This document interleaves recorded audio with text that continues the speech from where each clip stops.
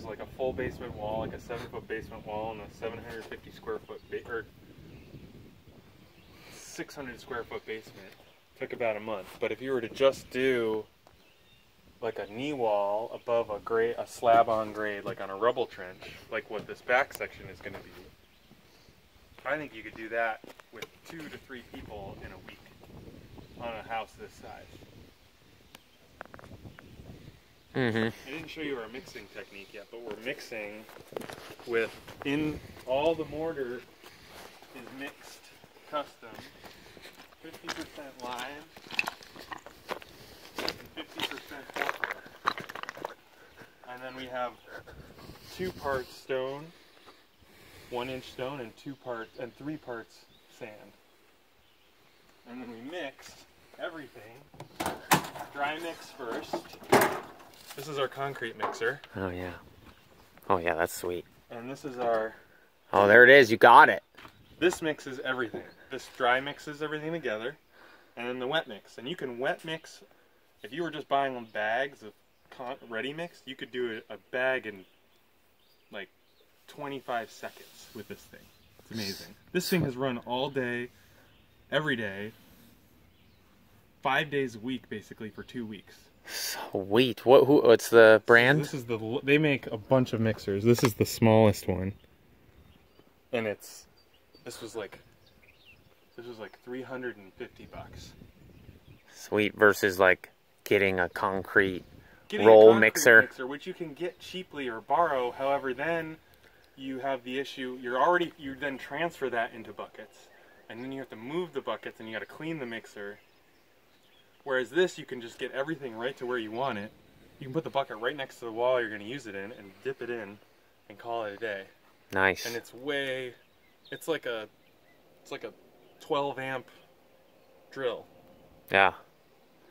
So this slip form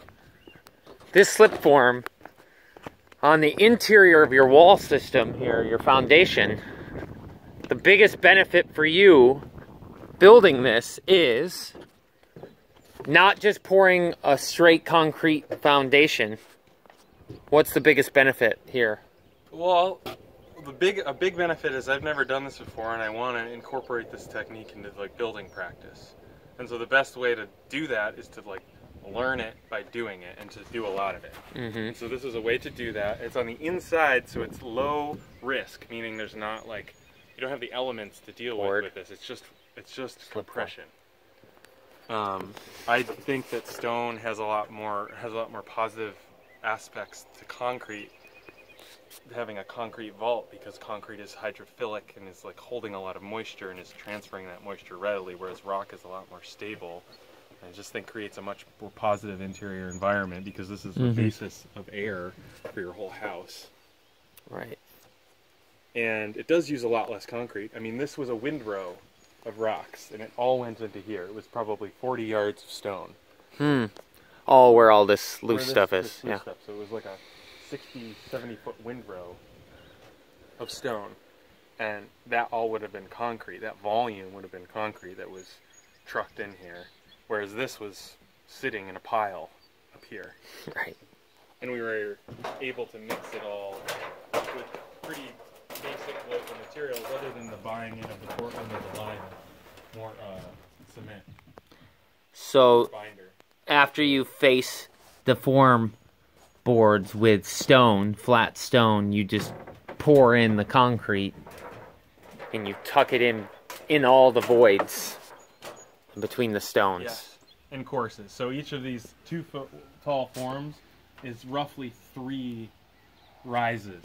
And I've been able to do, this is about 100 linear feet, and I've been able to do a rise a day, meaning a stack of rock and a pour of concrete per day with 2 to 3 people helping in like an 8-hour day.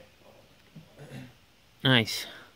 And so to finish that, do you put any more concrete in the voids? Do you put any more mortar? You're going to mortar it? The process to appropriately finish this would be to chip off the excess concrete from the form technique, and then point the voids as well as possible in the way you would point a normal stone wall with a mortar. And that is not structural on this side, like it is aesthetic on the interior. If it's for the exterior, that's prohibiting water from going in and tearing apart your wall when it freezes. So water would infiltrate in those little cracks and freeze and expand and push those rocks apart. So Right. if you're doing this on the exterior, it's pretty critical to get those voids sealed. Yeah. I'm also going to have large overhangs on the exterior. So that's, I mean, as with all building, especially natural building, you want those large overhangs, and that's going to help this as well. Sweet. Slip form. There it is. Jamie, rocking it.